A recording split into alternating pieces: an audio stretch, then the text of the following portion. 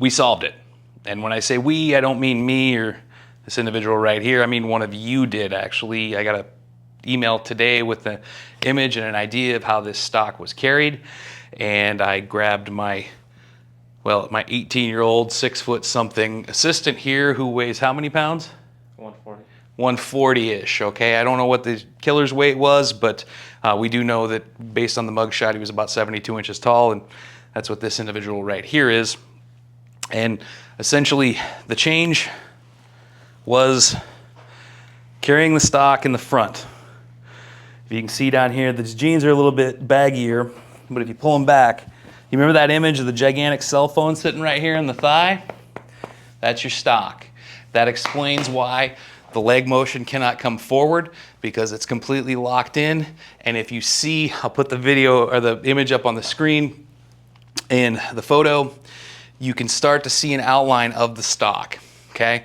This has solved the riddle that has been bugging me the whole time about the bulk of the stock. Essentially, I believe now with 90-something% certainty that the stock was carried this way and the barrel was carried on the side. Now, whether or not the scope came off or not, that's an item for debate, and we can talk about the ramifications of that later. But I think with certainty, or you can't be certain about anything, but I think as close as we can be to certain, this is how this was carried. And I'm gonna let this guy demonstrate. We're also gonna go out in the stairwell, shoot a little video of him walking in the stairs so you can see that it was possible to climb the stairs like this. So, go ahead.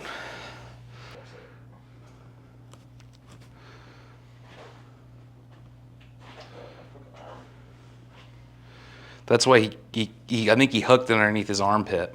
Yeah. Kept his arm straight down, because if you see when he walks, he doesn't have his hands in his pockets, they're out. Keep your hands out. All right, now walk towards me. Or walk that way.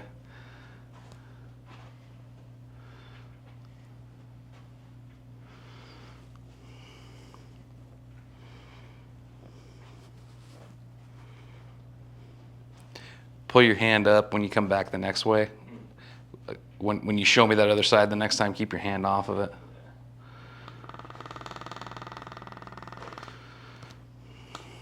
All right, now try.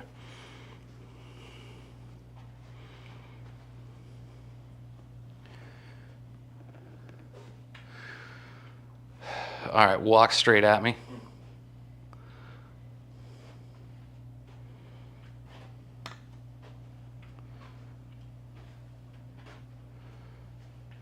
All right, try it again. Okay, let's turn around and walk away from the back.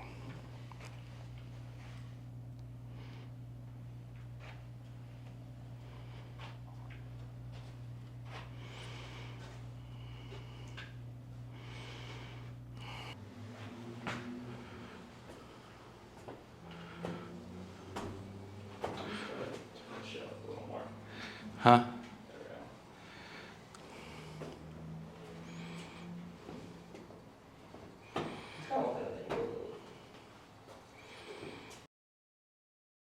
That's the skinniest pair of jeans you own? I don't have fucking skinny jeans, man. Oh, all right. All right, walk back down and then I'll get up on the other side. Did he ever use the railing at all or not? I've seen him with his hands on the hand railing, yeah.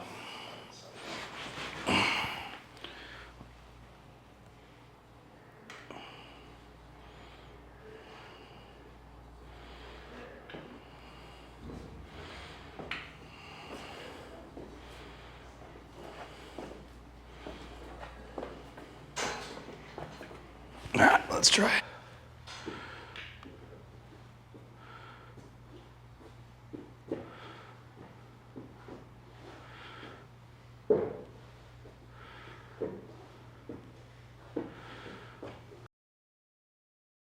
Go buy some tight jeans. Wow. So the thing that's been stumping my mind for the last 2 or 3 days was solved by one of you guys out there. Very nice viewer sent me a DM on Instagram with their idea of how this happened, and I just went right out and started shooting it because I wanted to get it done and out, because I'm wasting too much time now with the concealment. I was already concerned with how it was done. I knew it could be done, but I think this here pretty much indicates how it was done. I don't feel the need to start chasing their tail again over and over and over on this one. I'm ready to move on. Yeah, if my assistant comes back tomorrow with skinnier jeans on, then we'll give it a try. But for all intents and purposes, I'm ready to move on. I'm convinced now that the narrative with how the rifle got there is completely within the realm of possibility and now has exceeded itself. Or I'm convinced now that the narrative that we're getting about the rifle getting there broken down and in the suspect's clothing, reassembled, taking the shot, and exfiltration is all not only in the realm of possibility, but it's now transferred over into probability for me. So I'm satisfied and I'm ready to move on. There are some people that are never going to be satisfied, and that's fine. Do your own thing, dude. I don't care. I've put out enough that I think that the government will have a good enough case to prove that this particular individual in the videos transported a rifle in, assembled it, took a shot, and left. So I think we're ready to move on to the next phase unless, like I said, my assistant comes back with skinnier jeans tomorrow. I'll try it, but my curiosity is satisfied and I'm ready to move on. I'm done with it. So a lot of the requests now are about the next phase. And the next phase, a lot of it is wanting to do with checking the shot.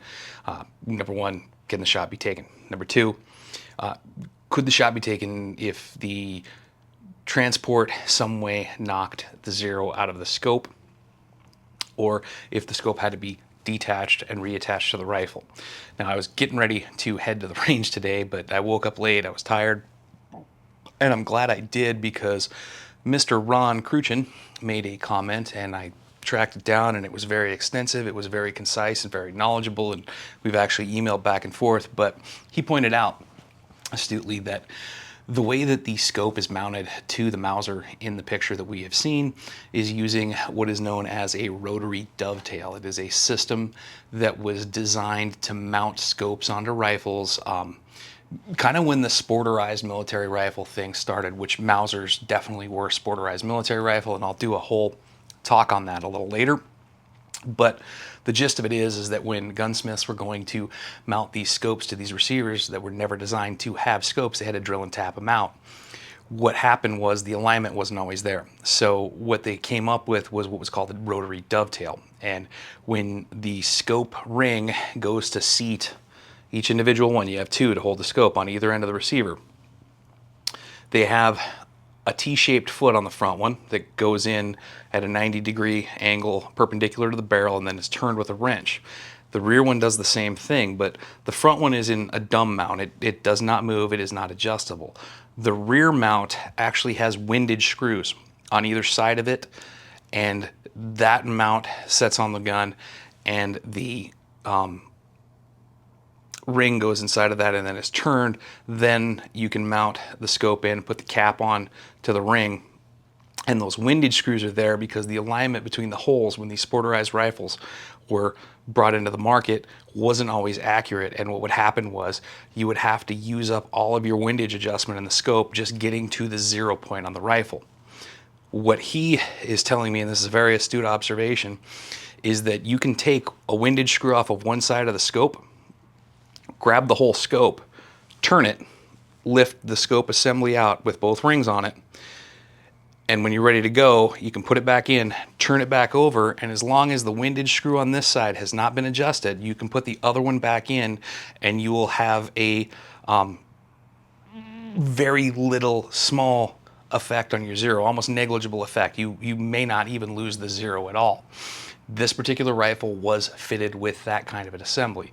My rifle has weaver rings on it, which are very similar to how scopes are generally mounted now. And you know, if you've seen, you put a scope now, like most everybody here is an AR fan or some sort of military modern sporting rifle aficionado, and you just slap your scope in the weaver rail, screw it in. It's kind of how, or the pick rail, and screw it in, and that's kind of the same function as mine, except there's no lateral cuts to lock it from moving forward and back. So if you go to take the scope off of my gun and then try to remount it, you're not ever going to find true to where you were before. So it's not A, going to be an apples to apples comparison, and B, what this scope system can achieve with remaining true to zero is much higher and much more probable than the setup that I have on my rifle. So I'm trying to look to see if anybody in my general vicinity has a high-powered rifle with a scope mounted on rotary dovetails and doesn't mind us testing it, because there is one problem with this, and that is the torque required to turn the scope back into true has the potential to distort or warp the tube of the scope itself, so it could be destructive testing. 2, people want to address the entry-exit wound controversy. And I've seen a lot of people mention ballistics gelatin, and I think ballistics gelatin is a great way to get a picture on how far a bullet will punch through a consistent medium and how it will react in a consistent medium, but a human body is not a consistent medium. So we have to find an accurate human analog. You see all the ballistics dummies that a lot of the other big YouTubers use, and they're A, fabulously expensive, $3,000 to $4,000 a piece, and B, for me, my qualm about that is you're shooting straight into a gelatin, into whatever the hell else they have in there. I don't know if the bone that is inside of one of those is consistent with the density of human bone or density of the actual person that we saw get shot. There's just too many variables inside of a human body or inside of a body between the densities of all your tissues and the effect of skin. And the only analog, well, I mean, the perfect analog would be to have another person, but I don't want to be in prison next to this guy. So the only other one I can think of is pigs. Pigs are a very close analog to a human being. In fact, they're such a close analog, we used to use pig valves as replacement for human heart valves. I don't know if they still do that, but that was a thing when I was younger. But again, shooting into a cadaver pig versus a live pig is going to give you a heck of a lot different reaction. Human skin, human body, human cells, or even just any organism, when it dies, it starts to lose moisture, evaporate, all sorts of processes set in, rigor mortis, whatever. That's potentially going to change the way that the reaction is going to look versus shooting something live. And I'm pretty sure YouTube has a big thing about shooting live pigs. I don't know. That's a hang up for me to have to try to prove that one. The other one is my rifle is a 7mm Remington Magnum. It is a different cartridge altogether than the 30-06. It shoots a slightly smaller diameter bullet at a much higher velocity. So I'm certain that to prove things like accuracy of a shot, testing the scope or whatever, that's going to be similar enough to present possibility and maybe even probability for me. But we don't know what type of bullet this was used. Was this some sort of match bullet or a fully jacketed bullet? Was it a jacketed soft point? We don't know. We have not heard anything. So it's hard to make sense of something if we can't replicate it as close to possible as we can. We also don't know the powder load behind it or anything else. If the government would release that, that would be great. If any of you have any way of finding out, send it to me. That would be a great starting point. We also haven't really confirmed what the barrel length on the rifle is. I mean, pretty much standard for a hunting barrel is 22 inches, but did he chop it? I don't know. Is this rifle a little bit shorter? I don't know. I don't have that data, and that presents a challenge when we go to fix this. But I think that we're on the right track, and I think it's important to keep asking these questions. One, because we need to spot check the government, because in 60 years, I don't want to have my grandchildren still arguing this and questioning what was told to them. So we do need to put the effort in for the future to ensure that what we're being told is accurate and possible and probable. And two, it's important for us to stress test this so that when this case finally comes to trial, the government can be prepared with the most solid case they have so that this guy doesn't skate in a technicality. I think we owe that to Charlie Kirk and his family. So we'll keep plugging away, keep sending information and comments. I know a lot of people sent some stuff about routing before the shot was taken and after. We do think that I've had 2 people have a really solid idea of where the murder weapon was found. And maybe I can address that tomorrow, but I've been going 12 hours a day on this for the last 3 or 4 days, and I'm just gonna go home and relax tonight. So I hope you do, and have a wonderful day, or evening, or whatever.